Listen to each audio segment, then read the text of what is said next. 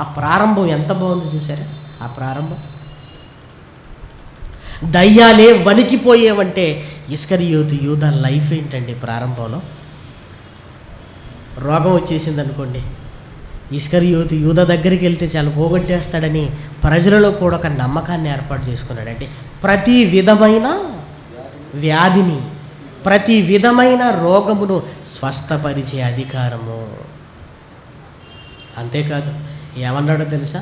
దయ్యాలు మీకు లోబడుతున్నవని కాదు కానీ మీ పేరులు అంటే ఎవరి పేరులు? శిష్యుల పేర్లు. ఆ శిష్యులలో ఎవరున్నారు? ఇస్కరియోతు యూదున్నాడు. ఎక్కడ వ్రాయబడి ఉన్నవని సంతోషించండి అన్నాడు?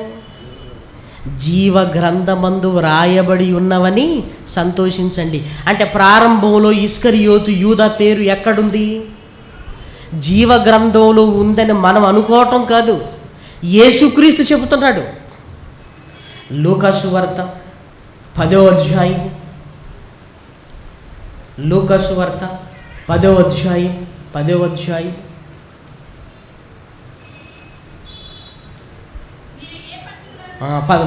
వచనం నుండి, ఆ 70 మంది శిష్యులు సంతోషముతో తిరిగి వచ్చి, ప్రభువా, దయ్యములు కూడా నీ నామము వలన మాకు లోబడుచున్నవని చెప్పగా, 20వ వచనం, అయినను దయ్యములు మీకు లోబడుచున్నవని సంతోషింపక మీ పేరులు పరలోకమందు రాయబడి ఉన్నవని సంతోషించండి. ఇదిగో నాతో ఉన్న మీ 12 మంది పేర్లు పరలోకమందు రాయబడి ఉన్నవి అన్నాడు. ఏమంటే ఇంకేం కావాలండి ఇస్కరియోతు యూదాకి? ఇంకా ఏం కావాలి చెప్పండి? అధికారం ఉంది, యేసుక్రీస్తుతో ఉంటున్నాడు. ఎందుకైతే యేసుక్రీస్తు దగ్గరికి వచ్చాడు ఆ పరలోకంలో పేర్లు రాయబడ్డాయి. మరి ఏమైంది? కార్యారంభము బాగుందండి, కానీ ఆ తర్వాత ఏమైందో తెలుసా? డబ్బు సంచి చేతికొచ్చింది.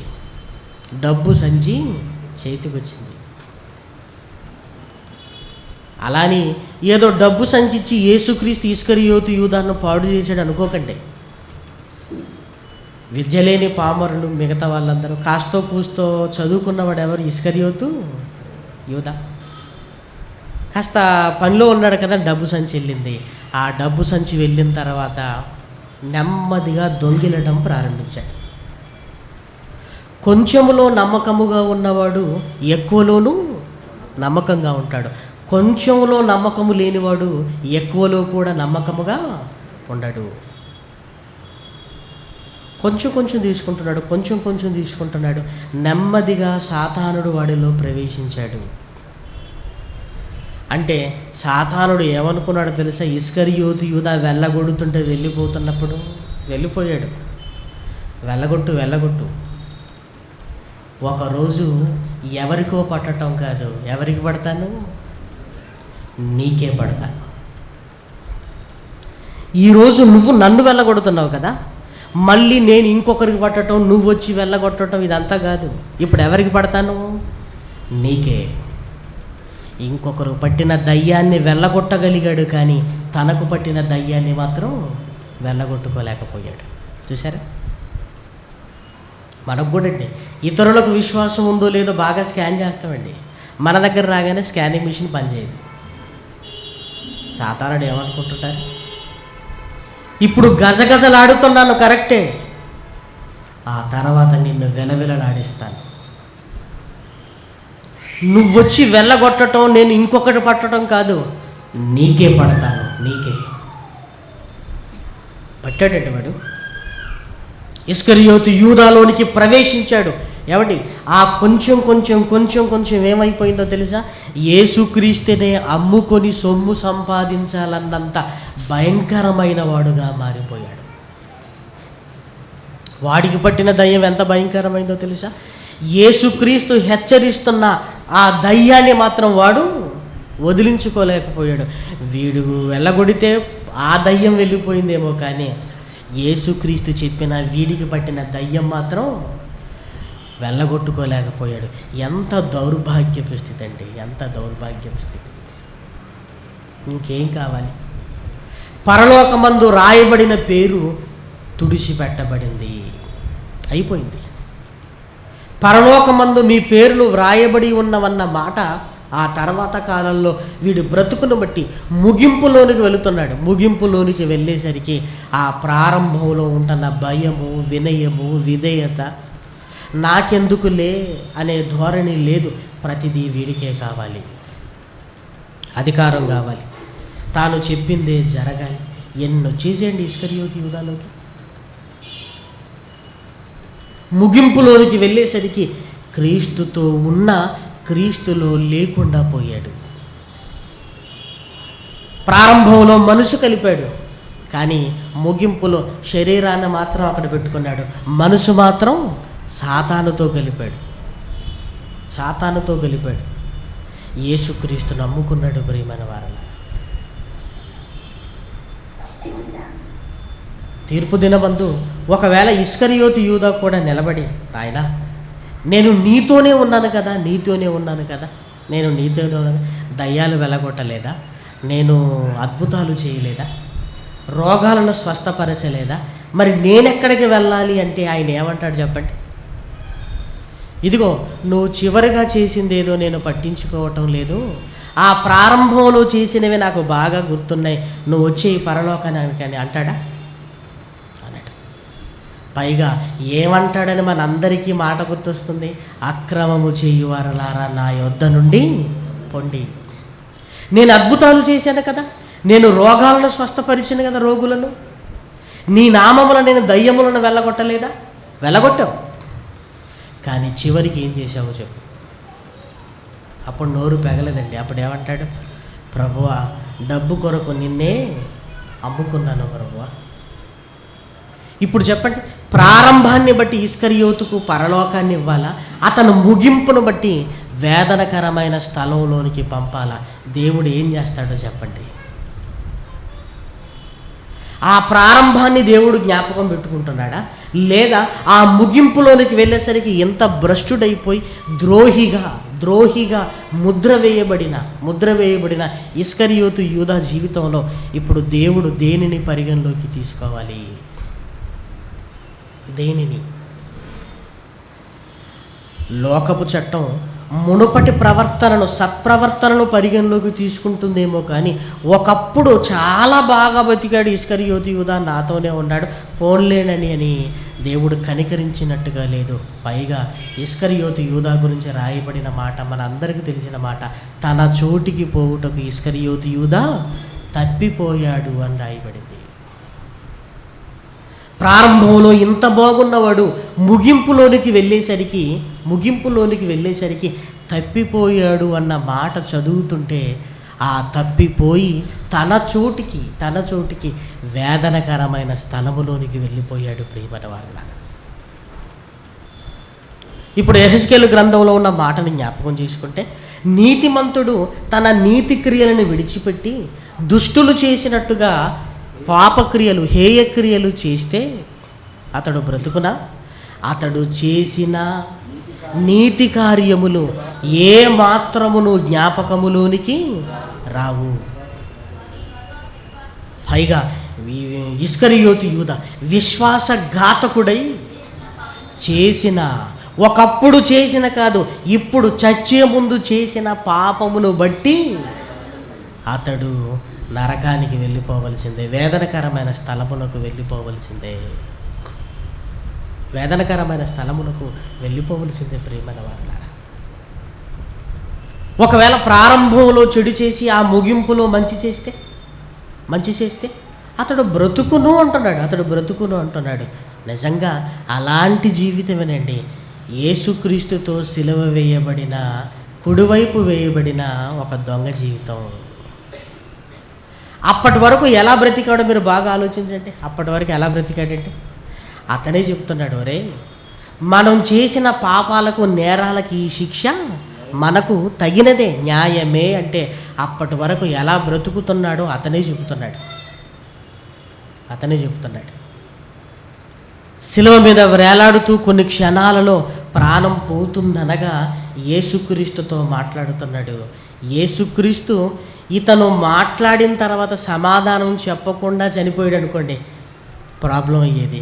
పోనీ అడగక మునిపే ఈ దొంగ చనిపోయాడు అనుకోండి, ఇద్దరూ చావు బ్రతుకుల మధ్య ఉన్నారు. అడగగానే యేసు చనిపోయాడు అనుకోండి, ఏ మాట చెప్పకుండా కష్టమయ్యేది. ఒకవేళ ఈయన ఏ మాట చెప్పకుండా యేసుక్రీస్తు బ్రతుకున్న దొంగే ముందు చచ్చిపోయాడు అనుకోండి, అప్పుడు కష్టమయ్యేదండి. కానీ ఎంత చక్కగా సమయం కుదిరింది అని మీరు బాగా ఆలోచించగలిగితే, యేసు నీవు నీ రాజ్యముతో వచ్చినప్పుడు నన్ను జ్ఞాపకము చేసుకో అన్నాడు. వెంటనే అందుకు ఆయన లూకా సువార్త 24వ అధ్యాయం 23వ అధ్యాయం 43వ వచనం, అందుకు ఆయన వానితో, నేడు నీవు నాతో కూడా పరదేశులో ఉందువు, పరదేశులో ఉందువు. మరి ప్రారంభంలో అతడు చేసిన క్రియలన్నీ ప్రారంభంలో అవి ఏమాత్రమును జ్ఞాపకములోనికి రావు. ఏమంటే ఈ రెండు సందర్భాలను బాగా ఆలోచిస్తే, 3.5 సంవత్సరాలు యేసుక్రీస్తుతో ఉన్నవాడు కలకాలం యేసుక్రీస్తుతో ఉండటానికి వెళ్ళలేదు. ఈ శిలువ పైన దొంగ ఎన్ని గంటలు ఉన్నాడండి యేసుక్రీస్తు? ఎన్ని గంటలు ఉన్నాడండి? కొన్ని కదా.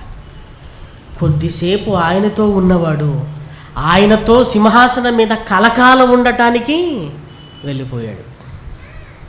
ఎంత విచిత్రంగా ఉంది చూసారా? 3 సంవత్సరాలు వెంటున్నవాడు ఆయన వెంట లేకుండా ఆయన దగ్గరికి వెళ్ళలేని స్థితిలోనికి వెళ్ళిపోతే, కొన్ని గంటలు ఉన్నవాడు యేసుక్రీస్తుతో కలకాలం ఉండటానికి వెళ్ళిపోయాడు. ఎందుకంటారు? ముందు చెడు చేశాడు, ఆ తర్వాత మంచి చేశాడు. ఆ తర్వాత క్రీస్తులోనికి వచ్చాడు గనుక రాకమునుపు అతను చేసిన క్రియలన్నింటిలో ఏదియు జ్ఞాపకములోనికి రాదు, అన్నాడు. యెహెజ్కేలు గ్రంథంలో మనం చదువుకుంటున్న 2 మాటలు అక్కడ కనపడుతుంటే, ఇక్కడ కేవలం మాటలు కాదు, 2 జీవితాలను చూపిస్తున్నాడు. ఒకరికి ప్రారంభం బాగుంది, ఒకరికి ముగింపు బాగుంది. ప్రారంభం బాగున్నోడు ముగింపు సరిగా లేనివాడు వేదనకరమైన స్థలమునకు వెళితే, ప్రారంభం బాగలేక ముగింపు బాగున్నవాడు యేసుక్రీస్తుతో హామీ పొంది పరలోకానికి అర్హత సంపాదించాడు. ప్రేమన దేవుని పిల్లలారా, చూసారా? గమ్యస్థానాన్ని నిర్ణయించేది ఇదిగో నీ ముగింపు. నీ ముగింపులో నువ్వు ఎలా ఉంటున్నావు అన్నది చాలా ప్రాముఖ్యం. ఇప్పుడు మన గురించి మనం ఆలోచించుకుంటే, బాప్తిస్మము తీసుకున్న ఆ తొలి నాళ్ళు నీ ప్రారంభం. ఏమంటే నేను క్రీస్తులోనికి వచ్చి 20 సంవత్సరాలు, 30, 40, 10, 5, 20 అని మాట్లాడుకుంటున్నాం కదా. ఆ బాప్తిస్మం తీసుకున్న తొలి నాళ్ళు ఉన్నది చూసారా? తొలి నాళ్ళు అవి ప్రారంభం. ఆ ప్రారంభము నువ్వు ఎలా ఉన్నావో ఒక్కసారి జ్ఞాపకం చేసుకో. ఎలా ఉన్నావు ఒక్కసారి? నీళ్ళలో నుంచి ఒడ్డుకు రాగానే రక్షణ ఆనందాన్ని అనుభవిస్తూ ఆ తొలి నాళ్ళల్లో నువ్వు చాలా బాగున్నావు. ఇంటికి వస్తాం, రాగానే టీవీ కట్టేయండి అంటాం. టీవీ కట్టేయండి. ఇంట్లో ఎవరు టీవీ పెట్టడానికి వీల్లేదు. బాగుంటామండి మనం. ఎందుకో ప్రార్థన చేసుకుంటే ప్రార్థన చేసుకోకపోతే నిద్ర పట్టదు. అమ్మో ప్రార్థన చేసుకోలేదేంటి అని లేచి మోకరించి ప్రార్థన చేసుకుంటాం. ఉదయం లేవగానే ఒకవేళ పొరపాటున లేస్తే, ఈరోజు నేను ఎందుకు ప్రార్థన చేసుకోలేదని కుమిలిపోతూ మళ్ళీ ఏడ్చుకుంటూ ప్రార్థన చేస్తూ, ఏదైనా వాక్యం మనకు అర్థం కాగానే, దేవా ఇంత మహత్తు గల మర్మం ఉందా ఇందులో అని ఆనందపడుతూ దేవునికి ఇవ్వటంలో, దేవుడి దగ్గరికి రావటంలో, దేవునిలో ఎదుగుతున్న ఆనందాన్ని ఒక్కసారి జ్ఞాపకం చేసుకోండి ప్రియమైన వారలారా. ఎంత బాగుంటుందండి. మాటల్లో వినయం. ఎవరిని చూసినా ఏమండి క్రీస్తులందు సోదరులే అని ప్రేమ, ఆప్యాయత, ఆతిథ్యం ఏమండి అన్నీ బాగుంటాయండి. మరి ఏమవుతుంది? సంవత్సరాలు దొర్లుతున్నాయి. సంవత్సరాలు దొర్లుతుండేసరికి ఏమైపోతుందో తెలుసా? ఏమైపోతుందంటే ఏవైతే ప్రారంభంలో వద్దనుకున్నావో అవన్నీ మళ్ళీ మన జీవితంలోనికి వస్తుంటాయి, మళ్ళీ వస్తుంటాయండి. అప్పుడప్పుడు మీరు వినుంటారు, పాత గాయాలు మళ్ళీ మన వృద్ధాప్యంలో ఉన్నప్పుడు తిరగబెడతాయి అన్నట్టుగా సాతానుడు ఏం చేస్తున్నాడో తెలుసా? ప్రారంభంలో నువ్వు వదిలేసినవన్నీ మళ్ళీ నీ జీవితంలోనికి తీసుకొని రావటానికి ప్రయత్నం చేస్తున్నాడు. ఎందుకు? నీ ముగింపు బాగుండటం వాడికి ఇష్టము లేదు. బాప్తిజం ఇచ్చేటప్పుడు కొన్ని ప్రశ్నలు అడుగుతా ఉంటాయి. ఏమని? క్రీస్తు కొరకు నువ్వు బ్రతుకుతావా? బ్రతుకుతాను. ఎప్పటి వరకు? నేను బ్రతికున్నంత వరకు. కష్టమైన నష్టమైన బ్రతుకుతావా? బ్రతుకుతాను. ఎందుకు ఈ బాప్తిస్మాన్ని తీసుకుంటున్నావు? పరలోకం కొరకు. ఎందుకు అంటే పరలోకం కొరకు. ముందు పరలోకమని ప్రారంభించిన మనం ఆ పరలోకాన్ని మరిచిపోయి ఈ లోకంలో పేరు ప్రఖ్యాతులు గొప్పతనం కొరకు పాటుపడుతున్నావంటే ముందు పరలోకం అనుకున్నావు, ఆ తర్వాత ఈ లోకం అనుకున్నావు. మరి నిన్నెవరైనా నిందిస్తే నువ్వు భరిస్తావంటే భరిస్తాను అంటావు. కానీ ఎదిగిన తర్వాత ఏమనుకుంటావు తెలుసా? నన్ను ఇంత మాట అంటాడా, నన్ను అంటాడా. అనకూడదా? పోనీ బైబిల్లో అంటారని రాయబడిందా, అనకూడదని రాయబడిందా? అంటారనే కదా. ఏమంటే ప్రారంభంలో బాగుంటామండి మనం. ఎందుకో ముగింపులోనికి వెళ్ళేసరికి ప్రారంభంలో వేటినైతే వద్దు అనుకుంటున్నామో అవే మన జీవితంలోనికి వస్తాయి. ఎంత చిన్న చిన్నవి సమస్యలు అయిపోతాయో తెలుసా? నా ఫోన్ నెంబరు ముందు కాకుండా చివరికి ఎందుకు వేశారు? ఇది కూడా సమస్యేనా? వేశారు కదా, నో, లాస్ట్కి ఎందుకు ఉంది? పిలిచారండి, అందరి తర్వాత నన్ను పిలిచారన్నది కాదు, ఏ ఆర్డర్లో పిలిచారన్నది ఆ తర్వాత అంత ముఖ్యమైపోయింది. చూసారా ఏమైపోయిందంటే ముగింపులోనికి వెళుతుండేసరికి మన జీవితాలు ఇదిగో గందరగోళానికి వెళ్ళిపోతున్నాయి. పరలోకాన్ని పోగొట్టుకోవడానికి సిద్ధపడుతున్నావా?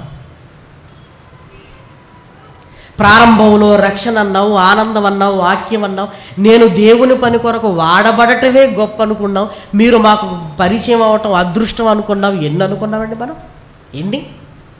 దేవానికి వందనాలు అన్నావు, ఎన్నో అన్నావు కదా. ఆ తర్వాత కాలాలలో ఏమైపోతుంది చెప్పండి ప్రియమైన దేవుని పిల్లలారా? నువ్వేనా ఆ నీళ్ళల్లో చెప్పిన మాటలు ఒక్కసారి జ్ఞాపకం చేసుకుంటే నువ్వేనా ఆ మాటలు చెప్పింది? మళ్ళీ నీ నోటిలో నుంచి ఆ మాటలకు వ్యతిరేకమైన మాటలు ఎందుకు వస్తున్నాయి?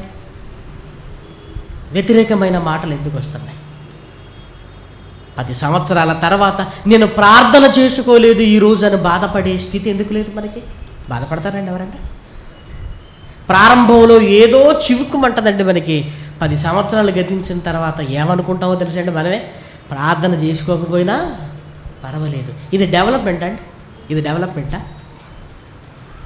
బైబిల్ చదవకపోయినా పర్వాలేదు, దేవుని దగ్గరికి నేను వెళ్ళకపోయినా పర్వాలేదు. ఇది డెవలప్మెంట్ అంటారా? ఇది డెవలప్మెంటా?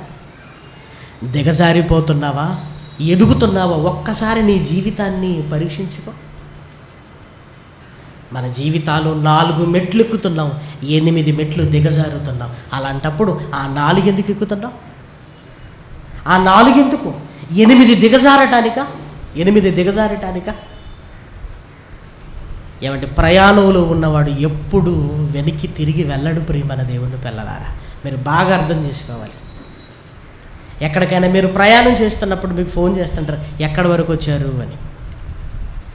ఇదిగో విశాఖపట్నానికి ఇంకొక 30 కిలోమీటర్లు, ఇంకొక 15 అని నువ్వు వచ్చేంత వరకు గమ్యాన్ని చేరుకోవడానికి ఇష్టపడతావు.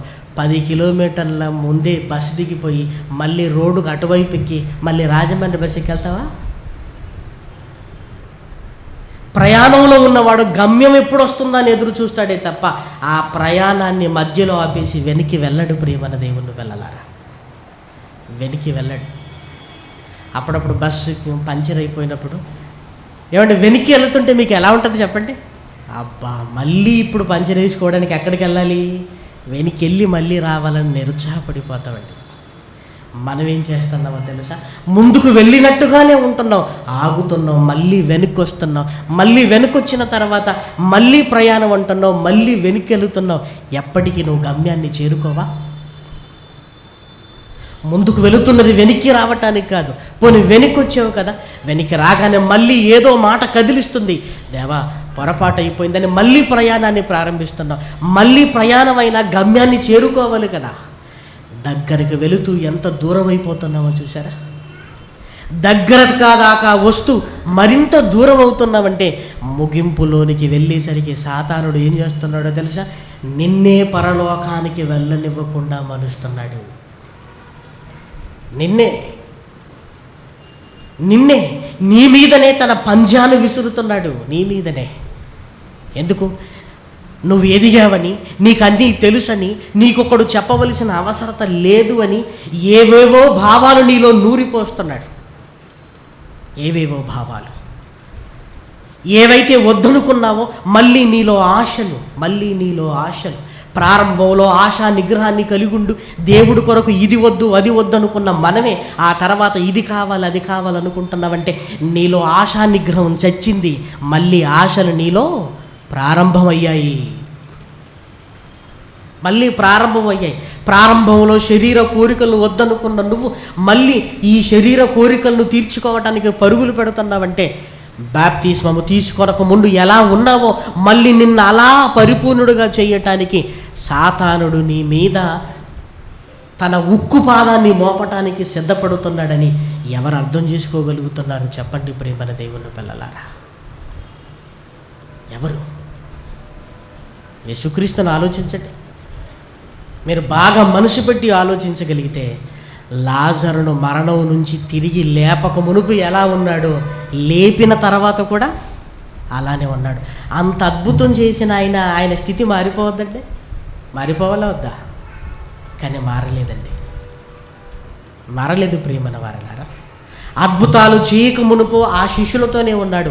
అద్భుతాలు చేసిన తర్వాత కూడా వెంటనే శిష్యులను మార్చేయలేదు, వారితోనే ఉన్నాడు ప్రియమైన వారలా.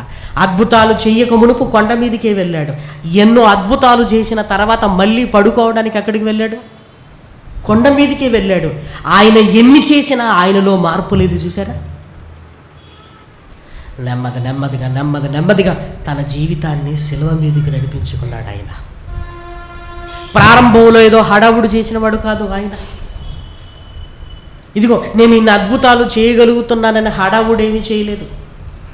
అద్భుతాలు చేయటం కంటే నా తండ్రి నాకు అప్పగించిన పని చేయాలని నెమ్మదిగా తన జీవితాన్ని శిలువ మీదికి వెళ్ళి సమాప్తమైనదని ఎంత సంతోషంతో ఆ మాట అన్నాడో. ఏమండి, యేసుక్రీస్తు జీవితాన్ని చూస్తుంటే మనకు అర్థమవుతుంది. ఆయన ముగింపు మీద దృష్టి పెట్టాడు. అందుకే కొద్ది కాలం కాగానే యేసుక్రీస్తు తన శిష్యులతో ఏం చెప్పడం ప్రారంభిస్తాడో తెలుసా? ఇదిగో మనుష్య కుమారుడు కొరడాలతో కొట్టబడి సిలువ వేయబడి చంపబడతాడు. ఇన్ని అద్భుతాలు చేస్తున్నప్పుడు తన చావు గురించి ఎందుకు మాట్లాడుతున్నాడు? ఇదిగో వీటిల్లో పడి నా గమ్యాన్ని నేను మరిచిపోతేలా శిష్యులకు జ్ఞాపకం చేస్తున్నాడు. నేను చావాలి, ఆ గమ్యాన్ని మర్చిపోకూడదని శిలువ మీదికి వెళ్ళి తల దించి తల వాల్చి తన ఆత్మను తండ్రికి అప్పగించి అంతవరకు ఆ ముగింపులో చూడగలిగితే ఎంత ఉన్నతంగా ఉందండి ఆయన ముగింపు. తండ్రి, నా ఆత్మను నీ చేతికి అప్పగించుకొనుచున్నాను. ఆయన బ్రతికున్నప్పుడు చెప్పిన మాట, మనందరికీ తెలిసిన మాట. ఇదిగో నా తండ్రి పని మీద నేను వచ్చి అన్నాను, ఆ పని తుదముట్టించుటయు నాకు ఆహారమై ఉన్నది. చూడండి, యోహాను సువార్త 4వ అధ్యాయం. యోహాను సువార్త 4వ అధ్యాయం 34వ వచనం. యేసు వారిని చూచి, నన్ను పంపిన వాని చిత్తము నెరవేర్చుటయు ఆయన పని తుదముట్టించుటయు నాకు ఆహారమై ఉన్నది. ముగించాలి. ప్రారంభం ఎవరైనా చేస్తారండి. ఏమంటే మనిషికి ఆలోచన ఏంటంటే గొప్పవాడు అవటానికి చాలా కష్టపడతారండి. కానీ గొప్పవాడు అవటం గొప్పతనం కాదు, గొప్పవాడైన తర్వాత ఆ గొప్పతనాన్ని నిలబెట్టుకోవటం గొప్పతనం. మనం ఎలాంటి వాళ్ళం అంటే గొప్పవాళ్ళు అవటానికి బాగా కష్టపడతాం, కానీ గొప్పవాడైన తర్వాత ఆ గొప్పతనాన్ని నిలబెట్టుకోవడానికి కష్టపడటం లేదు. ఆ గొప్పతనం నిలబెట్టుకోకపోతే అసలు నీ గొప్పవాడవటం ఎందుకు? ఇంకా యేసుక్రీస్తు గొప్పవాడు అవటంలో గొప్పవాడు కాదు, గొప్పవాడు అయిన తర్వాత ఆ గొప్పతనాన్ని నిలబెట్టుకున్నవాడండి ఆయన. మనిషికి ఎదగటం తెలుసు, ఎంత వేగంగా ఎదుగుతాడో అంతే వేగంగా మళ్ళీ పడిపోవటం చూస్తున్నప్పుడు ఈ ఎదగటం ఎందుకు, ఈ పడిపోవటం ఎందుకు? ఆలోచించండి ప్రియమైన వారలారా.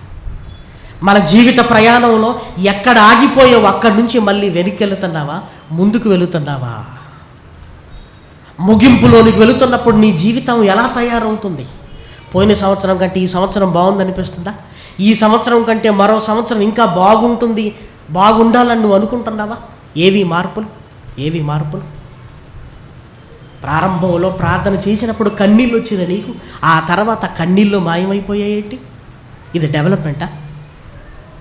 ప్రారంభంలో ప్రార్థన చేయడానికి మోకరించిన నువ్వు ఆ తర్వాత పడుకొని ప్రార్థన చేస్తున్నావేంటి? ఇది డెవలప్మెంటా? ప్రారంభంలో బైబిల్ చదవటానికి చక్కగా కూర్చున్న నువ్వు ఆ తర్వాత బెడ్ మీద పడుకొని గుండెల మీద బైబిల్ పెట్టుకొని చదువుతున్నావేంటి? ఇది ఏదైనా డెవలప్మెంట్గా కనపడుతుందా? ఏమైపోతుందంటే వినయము, విధేయతలు రాను ఇదిగో సాష్టాంగపడవలసిన నువ్వు ఆ తర్వాత కాలంలో ఏమైపోయిందంటే తెలుసులే, పర్వాలేదులే, నాకు రానిదేంటి, ఇది తెలియదా, అది తెలియదా, ఇవన్నీ మనల్ని గమ్యం వైపు చేరనివ్వటం లేదు. ప్రియమైన దేవుని పిల్లలారా, ప్రారంభంలో 10 రూపాయలు ఇచ్చిన నువ్వు ఆ తర్వాత నేను ఎన్నో చేశానని మాట్లాడుతున్నవే తప్ప ₹1 ఎందుకు ఇవ్వలేకపోతున్నావు? ఇది డెవలప్మెంటా? ప్రారంభంలో పాపము చేసినప్పుడల్లా బాధపడ్డ నువ్వు ఆ తర్వాత తప్పు చేసినప్పుడు ఆ ఫీలింగ్ లేదేంటి నీలో? ఆ బాధ లేదేంటి? అయ్యో నేను ఇంత తప్పు చేశానని నువ్వు కనీసం అనుకోవటం లేదేంటి? ఇది డెవలప్మెంటా? ఏమంటే ముగింపులోనికి వెళుతుండేసరికి పట్టు విడుపులా ఉంటున్నావు, పట్టుదల అనేది కనిపించటం లేదు. ప్రియమైన వారలారా, ఎవరిలో కనపడుతుంది? క్రైస్తవుడు కళ్ళల్లో పరలోకాన్ని సాధించాలనే కసి కనపడుతుందా? క్రైస్తవుడు కళ్ళల్లో ఎవరు బ్రతికినా బ్రతకకపోయినా నేను బ్రతికి చూపిస్తానన్న ఒక ఆదర్శవంతమైన జీవితం ఏమైనా కనపడుతుందా? ఒకరిని బట్టి ఒకరు నిరుత్సాహపడటమే తప్ప ఎవరైనా ఒకరు బ్రతికి చూపించండి ప్రియమైన దేవుని పిల్లలారా. చెడిపోవటానికి ఎగ్జాంపుల్ అంటే కోట్ల మందిని చూపించగలం, ఎలా బ్రతకాలో అని చెప్పటానికి ఒక్కరిని ఎగ్జాంపుల్గా చూపించగలుగుతున్నామా ఈరోజు మనం? ఏమంటే చెడిపోవటానికి ఎగ్జాంపుల్ ఎవరైనా ఉన్నారంటే కోట్ల మందిని చూపించగలం. అసలు మంచిగా ఎలా బ్రతకాలండి ఒక ఎగ్జాంపుల్ చూపించమంటే చచ్చిన వారిని చూపించుకునే దుస్థితి తప్ప క్రైస్తవ్యానికి పలానా ఆయన ఉన్నాడని నిన్ను చూపించగలుగుతున్నారా? ఎక్కడిది? మనం కూడా లోకాన్ని చూస్తున్నామే తప్ప బైబిల్ను చూస్తూ ఆయన కోరుకున్నట్టుగా నువ్వు కూడా రెడీ అవ్వకపోతే అందరిని అనుకుంటూ జీవితాన్ని ముగించేద్దామా? ఏది నీలో సాహసం? ఏది? ఎవరి లేకపోయినా నేను బ్రతకాలన్న ఆ కోరికేది, ఆ ఆసక్తి ఏది? ఏమైపోయింది చెప్పండి ప్రియమైన దేవుని పిల్లలారా? నీరు గారిపోతున్నారా? ఏమండి, ఒక సముద్రంలా కాదు మన జీవితాలు ఉండాల్సింది, సముద్రంలా కాదు. ఒక నది ప్రారంభం ఎలా ఉంటుందో తెలుసా? చిన్న పాయలానే ఉంటుందండి. గోదావరి నది నాసిక్లో ప్రారంభం అవుతుంది. అది చూసి నది అని ఎవరు అనుకోరు ప్రియమైన దేవుని పిల్లలారా. ఏదో చిన్న నదిగా ప్రారంభం అవుతుంది, కానీ బంగాళాఖాతంలో కలిసే సమయానికి ఎంత ఉధృతంగా ఉంటుందో తెలుసా? దాని ప్రారంభం చిన్నది, దాని ముగింపు భయంకరమైన ఘోషతో బంగాళాఖాతంలో కలిసిపోతుంది. అలాగే నీ ప్రారంభం నెమ్మదిగా ఉండాలి. సంవత్సరాలు గతిస్తున్న కొద్ది పరుగులు పెట్టు. ఆ లక్ష్యాన్ని అందుకునేంత వరకు ఇక నువ్వు ఆగకూడదు. నెమ్మదిగా పరిగెత్తటం ప్రారంభించిన నువ్వు ఇక గమ్యాన్ని చేరుకునేసరికి నీ శక్తి సామర్థ్యాలు పూర్తిగా ఒడ్డి ఆ మహాలోకాన్ని సంపాదించుకోవలసిన నువ్వు గమ్యం చేరుకునే స్థితిలో ఎందుకు ఆగిపోతున్నావు? ఎప్పుడైనా పరుగు పందాలను మీరు చూసారా? ఫస్ట్ రౌండ్ నెమ్మదిగా వేస్తారండి, సెకండ్ రౌండ్ ఇక తమ శక్తి సామర్థ్యాలన్నింటినీ పణంగా పెట్టి ఆ లక్ష్యాన్ని చేరుకోవటానికి సిద్ధపడతారు. ఇది కూడా పరుగు పందెం ప్రియమైన దేవుని పిల్లలారా. కాకపోతే మనం ఏం చేస్తున్నామంటే ముందే ఫాస్ట్గా పరిగెత్తి నోరు తెరిచి హా అనుకుంటూ అక్కడ ఆగిపోతాం మనం. ఎందుకు? ముందే మన ప్రారంభం బాగుంటుంది, నీ ప్రారంభమే నీ ముగింపులో పెట్టుకో. నీ ప్రారంభమే నీ ముగింపులో పెట్టుకో. నీ ముగింపు బాగుండగలిగితే ఒక మహాలోకాన్ని దేవుడు నీకు ఇవ్వాలనుకుంటుంది. నీ ముగింపును చూసే. ఎన్ని సంవత్సరాలు యేసుక్రీస్తుతో ఉన్నావన్నది ప్రశ్న కాదు, ఉన్నంత కాలంలో ఎలా ఉండి నీ జీవితాన్ని ముగించుకున్నావన్నదే చాలా ప్రాముఖ్యమైనది. ప్రేమన దేవుని పిల్లలారా, ప్రయాణంలో ఒక ఫ్లైట్లో ఎక్కి ఫ్లై అవుతున్నప్పుడు అందరూ ఎంజాయ్ చేస్తారండి, ప్రాబ్లం ఏమీ లేదు. గాలి ఎగురుతున్నప్పుడు లిఫ్ట్లో నుంచి పైకి వెళుతున్నట్టుగా ఉంటుంది. అదే ఫ్లైట్ ల్యాండ్ అయ్యే సమయానికి లోపల కూర్చున్న వారు ఎలా ఉంటారో తెలుసా? సీట్ బెల్ట్లు పెట్టుకొని సీట్లను గట్టిగా పట్టుకొని. ఎందుకు? ప్రమాదం ఎప్పుడు జరుగుతుంది? ఫ్లై అవుతున్నప్పుడు ప్రమాదాలు తక్కువ, ల్యాండ్ అవుతున్నప్పుడే ప్రమాదాలు ఎక్కువ. ల్యాండ్ అవుతున్నప్పుడే ప్రమాదాలు ఎక్కువ. క్రైస్తవ జీవితం ముగించుకుంటున్నావంటే నువ్వు పరలోకంలో ల్యాండ్ అవ్వటానికి సిద్ధపడుతున్నావు. ఈ ల్యాండింగ్లో ప్రాబ్లం ఎందుకండి? ఈ ల్యాండింగ్లో ప్రాబ్లం ఎందుకు? నీ జీవితం చక్కగా ముగించుకుంటున్నావంటే పరలోకంలో ల్యాండ్ అవ్వడానికి సిద్ధపడుతున్నావు. ఈ ల్యాండింగ్లో ప్రాబ్లం వచ్చిందనుకోండి, జీవితమే తలకిందులైపోతుంది. ప్రేమన దేవుని పిల్లలారా, వద్దు. లోకాన్ని బట్టి నీరసించిపోతున్నా బైబిల్లో మహనీయుడైన యేసును బట్టి ప్రేరణ పొందుకుంటూ దేవుని కొరకు బ్రతకాలి. గతంలో బ్రతుకు కంటే ఇప్పటి బ్రతుకు ఇంకా ఉన్నతంగా ఉండాలి. కార్యారంభము కంటే కార్యాంతము మేలు. అందుకే మన జీవితాన్ని ఆలోచించుకున్నప్పుడు భక్తి విషయంలో, ప్రార్థన విషయంలో, వాక్యం విషయంలో, ఇవ్వటం విషయంలో, పాపం విషయంలో రాను ఎదుగుతున్నట్టుగా నీకే అనిపించాలి. నీకు అనిపించాలి. నీ మనస్సాక్షి నీతో చెప్పాలి, నీ జీవితం నిజంగా డెవలప్ అవుతుంది అని చెప్పాలి. మన మనస్సాక్షే లేదు. ఆ ప్రారంభంలోనే నువ్వు బాగున్నావు, ఇప్పుడు నీ ఆలోచనలు బాగోలేవని మన మనస్సాక్షే మనకు చెప్పింది అనుకోండి. ఏమండి, మన మనస్సాక్షిలే నువ్వు ఒప్పించుకోలేనప్పుడు దేవుణ్ణి ఏం ఒప్పించగలవు?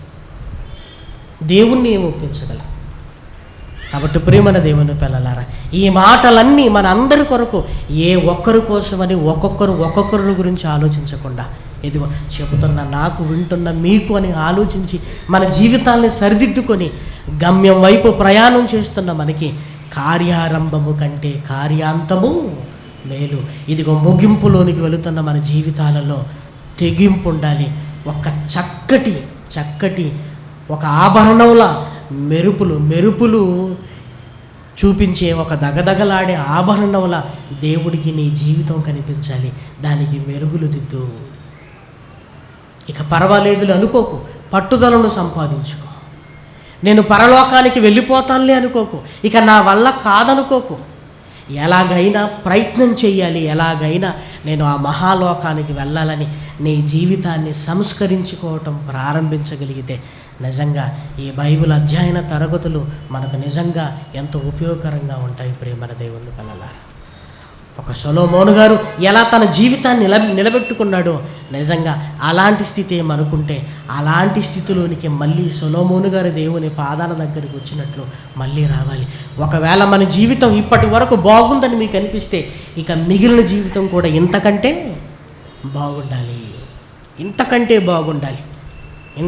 బాగుంటే ఆ తర్వాత మన పరిస్థితి కూడా చాలా బాగుంటుంది. ప్రియమైన దేవుని పిల్లలారా, అందుకే సొలొమోను గారు రాసిన ప్రసంగి గ్రంథము 7వ అధ్యాయము 8వ వచనాన్ని అందరం చదువుకుందామండి.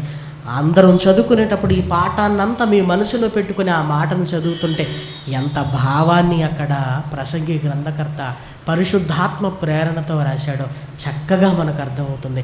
ప్రసంగి గ్రంథము 7వ అధ్యాయము 8వ వచనం, కార్యారంభము కంటే కార్యాంతమే మేలు. కాబట్టి ఆ కార్యాంతంలో ఉంటున్న మన జీవితాలు మేలు వైపుకు వెళ్ళాలని మనసారా కోరుకుంటున్నాను. ప్రార్థన చేసుకున్నాను. దయగలిగిన మా కన్న తండ్రి, మీకు వందనములు నాయన. మీ మాటలకు అదనపు ఇంధనంలా మా జీవితాలను జీవింపజేసేటివి నాయన.